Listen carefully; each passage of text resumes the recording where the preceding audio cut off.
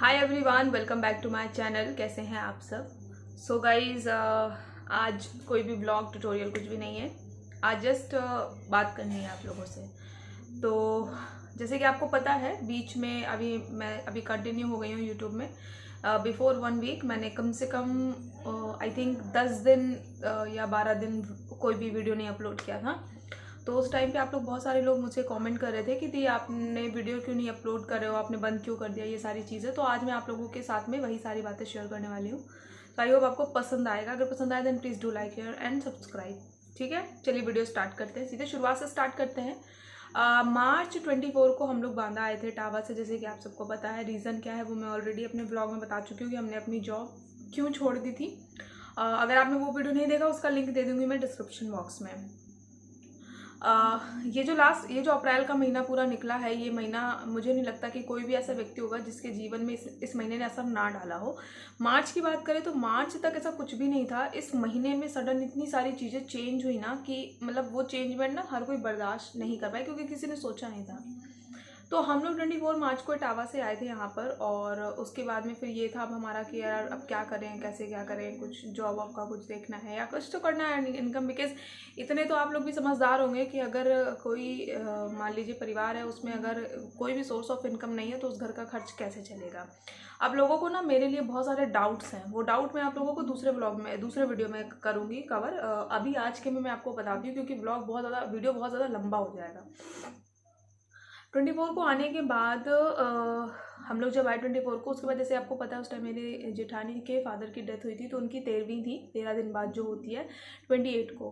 तो 28 को उनकी 13वीं थी, तो उस 13वीं में मेरी सास गई और ससुर भी गए वहाँ पर, और वो पता नहीं कैसे बाथरूम में फिसल गई, तो उनके पैर में चोट आ गई। उस चोट की वजह से वो उठ बैठ नहीं पा रही थी, तो उनका टोटली बेड रेस्ट हो गया। उस टाइम पे एक वो प्रेशर मेरे ऊपर बहुत ज़्यादा आ गया था कि मुझे सारी फैमिली का ख्याल रखना था। लेकिन फिर भी मैं किसी तरह व्लॉग्स जो है वो चला रही थी, व्लॉग्स अपने बना रही थी। फिर जैसे ही जब जब ये सब कुछ चल ही रहा था, उसके बाद जो मेरी सास है उनके फादर की तबीयत ख़राब हो गई, और तो उनको कानपुर रेफ़र कर दिया गया। तो वो उनको देखने के लिए अपने मायके चली गई। जब वो वहाँ से लौट करके आई तो उनको सडनली फीवर आ गया। जब फीवर आया तो हम सभी डर गए, क्योंकि उस टाइम पे कोविड जस्ट शुरुआत हुई थी कोविड की। मतलब कोविड तो था, लेकिन जो वो पीक टाइम आने वाला था उसकी शुरुआत हुई थी। तो इसी दौरान जब ये सारी चीज़ें चल रही थी, इसी दौरान मेरे जो जेठ हैं वो इंदौर में थे, उनको भी फीवर आया और उन्होंने अपना चेकअप कराया। जब चेकअप कराया तो वो पॉजिटिव निकले।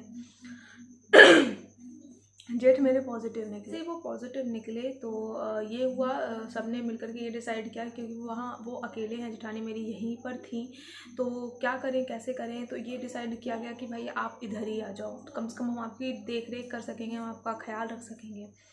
रातों रात किसी तरह गाड़ी करके उनको बुलाया गया।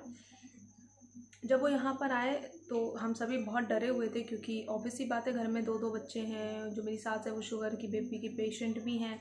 उनको हमने आइसोलेट कर दिया घर में। 2-3 दिन उनकी तबीयत ठीक थी, लेकिन तीसरे दिन उनकी तबीयत बिगड़नी फिर से शुरू हो गई। उनको सांस लेने में दिक्कत होने लगी।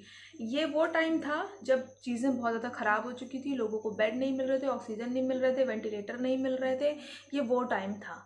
लेकिन अब चूँकि घर पे यदि कोई बीमार है, वो तड़प रहा है, तो आप उसे कहाँ लेके जाओगे? हॉस्पिटल लेना लेके जाओगे। तो फिर ये हुआ कि चलो भाई हॉस्पिटल लेकर के जाते हैं। फिर हमने कॉल किया कोविड सेंटर में, वहाँ से टीम आई, टीम ने चेक किया। फिर उन्होंने ये बोला कि नहीं, इनको मेडिकल लेके जाना पड़ेगा। तो फिर एम्बुलेंस को बुलाया गया और जेठ को मेरे मेडिकल जो है शिफ्ट कर दिया गया। तो इस टाइम जब ये सारी चीज़ें हो रही थी, तो मेंटली प्रेशर जो था माइंड में वो इतना ज़्यादा बढ़ गया था, क्योंकि जो घर का माहौल भी नहीं ठीक था। वहाँ पे सास बीमार पड़ी हैं, और जब ये सारी चीज़ें हो रही थी, चूँकि सास को मेरे फीवर था, उसकी वजह से मेरे हस्बैंड को फीवर आया, हस्बैंड की वजह से मुझे फीवर आया, मेरी वजह से राम को फीवर आया, फिर मेरी जेठानी को भी फीवर आया, उनके बाबू को भी फीवर आया। मतलब हम पूरा घर जो था, हम पूरा घर फीवर में गिर गया। अब आप यकीन नहीं मान सकते हैं, मेरे पूरे शरीर में दर्द होता था, सर में दर्द रहता था, मेरे पैर नहीं काम करते थे। लेकिन उस टाइम पे भी मुझे काम करना पड़ता था, क्योंकि मजबूरी थी। मजबूरी इसलिए थी क्योंकि मैं भी बीमार हूँ, मेरी जेठानी भी बीमार है, सांस इस पोजीशन में नहीं कि वो उठ सके, तो हमें उस टाइम पे भी काम करना पड़ता था। वो जो टाइम था बहुत टफेस्ट पीरियड था, क्योंकि मैं कर नहीं पाती थी, मेरा बॉडी जवाब दे चुका था। तो जब मैं खुद का ही नहीं भार उठा पा रही, उस टाइम पे मैं वीडियोज़ या ब्लॉग्स कैसे बनाऊँगी। मैं इसीलिए 2-3 दिन के गैप करके वीडियोज़ अपलोड कर रही थी, किसी तरह अपलोड करती थी। यहाँ पे नेट का भी बहुत इशू है। उसके बाद में फिर जब वो उनको वहाँ पर एडमिट कराया गया और उस दौरान हम सब बीमार ही थे, तो वहाँ पर चीज़ें जो थी वो बहुत ही ज़्यादा ख़राब थी। डॉक्टर्स नहीं आते थे, और इसमें ना मैं डॉक्टर्स की गलती भी नहीं बोलूँगी, क्योंकि वो भी इतना ज़्यादा पज़ल्ड हो चुके हैं, उनकी क्वांटिटी इतनी कम है, पेशेंट इतने ज़्यादा हैं, 24 आवर कोई भी काम नहीं कर सकता। हम खुद से सोचें हम 24 घंटे काम कर ले, तो हम 24 घंटे काम नहीं कर सकते, हमें भी रेस्ट की ज़रूरत होती है। जब उनके पास इक्विपमेंट्स ही नहीं है तो वो आपका इलाज कहाँ से करेंगे? जब उनके पास बेड्स ही नहीं है तो वो आपको एडमिट कहाँ से करेंगे? जब ऑक्सीजन नहीं है तो कहाँ से देंगे? इसी बीच में ये तो बात होगी पॉजिटिविटी की, बहुत सारे लोगों ने कालाबाजारी भी कर रहे हैं ऑक्सीजन वगैरह या इन सब चीज़ों की। तो उन सब के लिए एक ही चीज़ बोलना चाहूँगी मैं कि ठीक है, कर लो, आज आपका समय है, लेकिन ईश्वर है, ईश्वर से बढ़कर इस दुनिया में कोई नहीं है। देख लो आज ईश्वर ने क्या किया, हमारे पापों का कर्म, हमने जो पाप किए, जो इतना सारी चीज़ें हमने अर्थ के साथ में की, आज हमें उसका फल मिल रहा है। जब वहाँ पर मेरे जेठ एडमिट थे, तो वहाँ पर उनको किसी भी तरह की मेडिसिन्स नहीं मिल रही थी, उनको बहुत ज़्यादा वहाँ पे प्रॉब्लम हो रही थी ना। तो फिर हमने किसी तरह से इधर उधर से करके किसी तरह से उनको फिर से हमने उनको होम आइसोलेट करवा लिया, और फिर यहाँ पर हमने उनका प्रॉपर इलाज किया। मेरे जो जेठ थे उनको बहुत ज़्यादा हाई सिम्टम्स नहीं थे, थोड़े से सिम्टम्स थे, लेकिन फिर भी उनको बीच में उनकी तबीयत बहुत ज़्यादा ख़राब हो गई थी। जब हमने उनको यहाँ पर लाया, इसके बाद में धीरे धीरे करके हमारी तबीयत जो है वो ठीक होनी शुरू हुई। सास का मेरे फ़ीवर गया, उसके बाद में फिर मेरा भी फ़ीवर धीरे धीरे जाने लगा, लेकिन इतनी ज़्यादा इस फ़ीवर की वजह से वीकनेस आ गई थी कि हम लोग उठ ही नहीं पा रहे थे। इसी दौरान जब ये सारी चीज़ें चल रही थी, इसी दौरान बीच में ही ऑक्सीजन और वेंटिलेटर की कमी की वजह से मैंने मेरी बुआ को खो दिया, जिसका ब्लॉग आपने ऑलरेडी देखा हुआ है। मुझे अभी भी याद है, मैं बर्तन मांज रही थी, और बर्तन मांजते मांजते मुझे सडनली मेरी सिस्टर का कॉल आया, और उसने बोला कि हमारी बुआ नहीं रही, और उनके डेथ का रीज़न भी सिर्फ ऑक्सीजन और वेंटिलेटर ना मिलना ही था।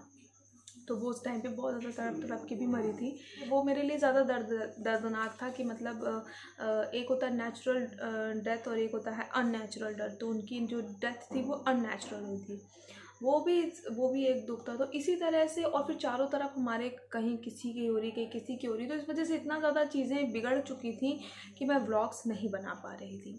करंट की सिचुएशन की मैं बात करूँ अगर, तो करंट की सिचुएशन में मेरी जो जेठ है उनका जो कोविड टेस्ट होता है सेकेंड वाला, वो नेगेटिव आया है, और अभी वो ठीक हैं। अब वो जो आइसोलेट हमने उनको किया था वो नीचे भी आ चुके हैं, हमारे साथ रह रहे हैं। तो अब ऐसी कोई दिक्कत नहीं है, इस वजह से मैं आप लोगों के साथ में वीडियोज़ एंड ब्लॉग्स शेयर कर रही हूँ।